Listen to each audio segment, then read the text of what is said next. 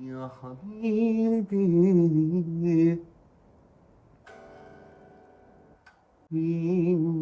تامر حسني. العنب العنب العنب العنب العنب العنب العنب احمر ودمه خفيف. العنب اصفر ولونه ظريف. العنب العنب العنب العنب هو اللي ملبسنا، هو اللي مدلعنا، هو اللي مرقصنا، هو اللي مشخلعنا.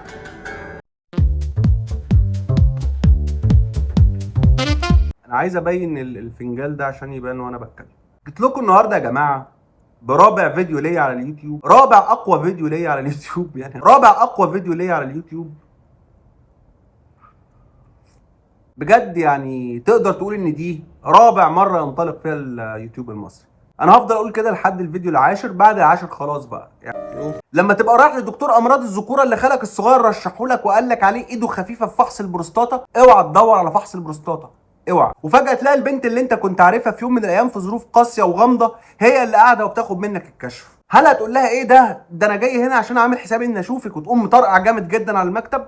مش بايدك، بدماغك، اللي هو ايه ده كنتش عارف انك هنا. ولا تقول لها اوعي تفهميني غلط، انا مش جاي اكشف، انا جاي اخد البلطو من الدكتور عشان انا داخل فيلم بطوله مشتركه مع ابويا والفنان تامر هجرس انتاج الدكتور. ولا تقول لها مره عنكبوت خد فياجرا عمل سجاده وتهلك كل اللي قاعدين من الضحك. البنت خلاص ما عادتش قادره تمسك نفسها من الضحك عليك، فتقوم قايل لها انا جيت اتعالج هنا يا بنت يا بنت الحلال بسبب كلمه انت قلتيها لي زمان. ومن هنا جه موضوع حلقتنا النهارده. واكيد مش هنتكلم عن الضعف الحسي ولا حتى امراض الذكوره، دي محتاجه حلقه كامله، دي محتاجه سلسله كامله، مش حلقه كامله، دي محتاجه. احنا النهارده هنتكلم عن اثر الفراشه او باتر فلاي افكت لو انت بتتكلم انجليزي يعني.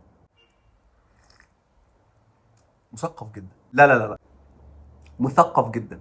ودلوقتي اهلا بكم في برنامجكم الدارج المحبوب جدا جدا جدا جدا.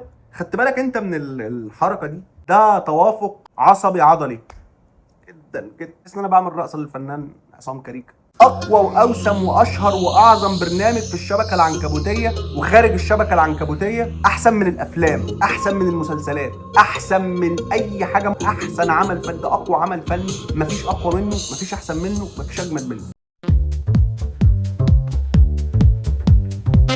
الباتر فلاي افكت. لما سالت جوجل عن اثر الفراشه او الباتر فلاي افكت جاب لي صوره قاعه افراح، فراشه.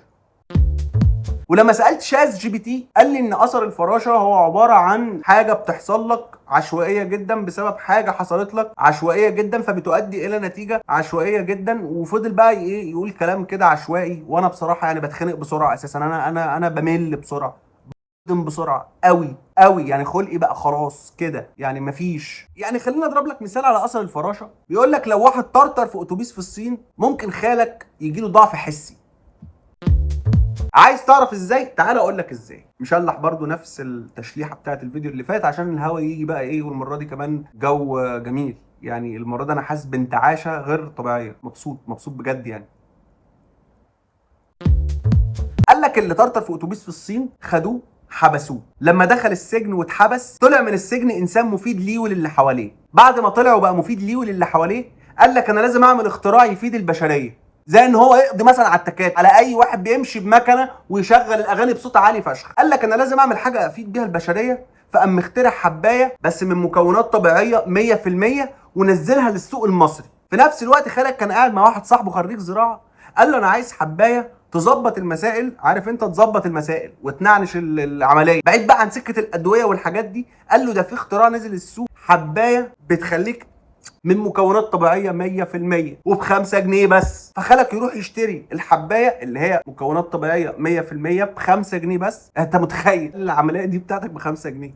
انت ممكن تدخل اصلا السيستم بتاعك حاجه ب 5 جنيه، الدوره الدمويه بتاعتك تدخلها. يا غبي يا غبي. خلك ياخدها من هنا يتنايل على عين اهله اكتر، يعني مفيش كلكسه، ما يكلكسش ابدا بقى.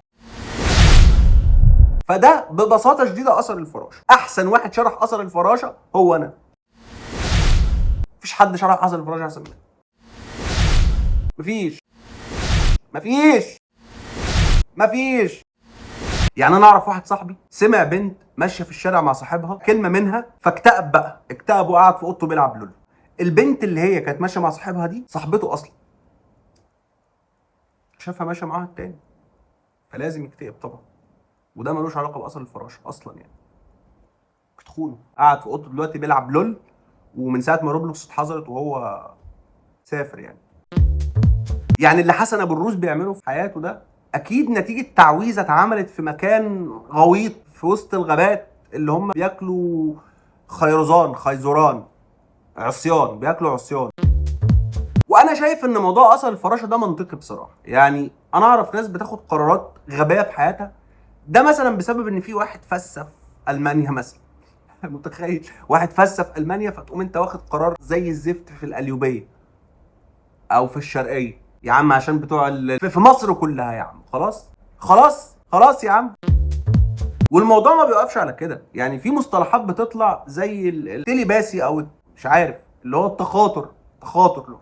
يقول لك انت تقعد كده تفكر في الشخص، تفكر في الحاجه تجيلك. يعني بص انا دلوقتي هتخاطر. بص شبورا بتخاطر مع الفنان ريكو. هم نفس الناس اللي بيقولوا لك كارما يعني كارما حقا ساقطه. تقول لي انت بتقول ليه انها ساقطه؟ هقول لك لان شفت انيس عبيد مترجمه ساقطه. التليباسي بقى التليباسي دي تليباثي والباترفلاي افكت وكارما وهوروسكوبس ابراج هوروسكوبس. يعني بالمناسبه دي انا جت في دماغي نكته. بيقول لك مره واحد بلع لسانه فسه اتشقلب.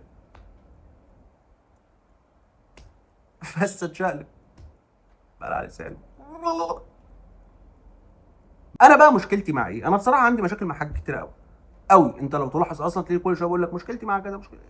انا بقى مشكلتي مع الناس اللي بتستخدم الكلمات دي وهم ما بيكونوش عارفين ايه اللي وراها، يعني ايه الابعاد بتاعت الكلمه. يعني هو ممكن يكون سمع مثلا اغنيه لليلى فضه، فهو بيكرر بقى الكلمه دي لان هو شايف ان دي حاجه روشه، ده ليلى فضه قالتها. ياه للس.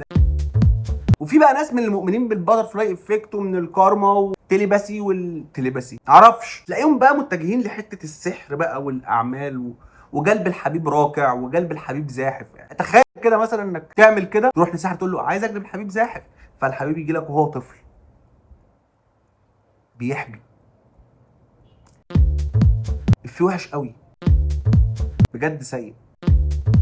فاتمنى نبطل نبطل بقى نتجه للسحر والاعمال والحاجات والله عيب وغير عيب بقى، يعني حرام عليك. اللي عايزين نقوله مش مهم انت مؤمن بالباترفلاي افكت او في الكارما او في التخاطر. المهم عارف انت تخاطر اللي في ناس كده بيبقى عندها ايه؟ تخاطر يا ابني. عارف اللي يا ابني اصلا. المهم انك تبقى انسان مفيد ليك وللي حواليك، مش مهم انك تجلب الحبيب زاحف. المهم انك تبقى عارف فعلا هل ده ينفع يكون حبيب ولا لا. هل ده حبيب؟ انت حبيبي. حب نفسك واعمل حاجه مفيده النهارده حتى لو الحاجه دي صغيره قد كده.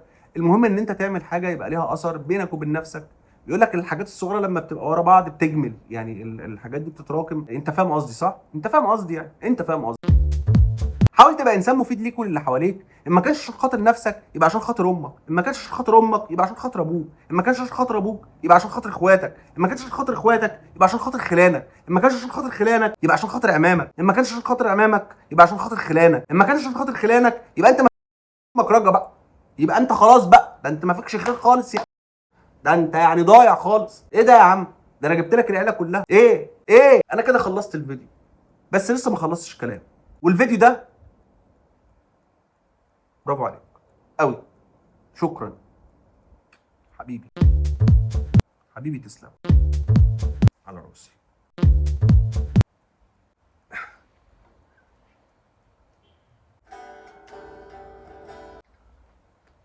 ايظن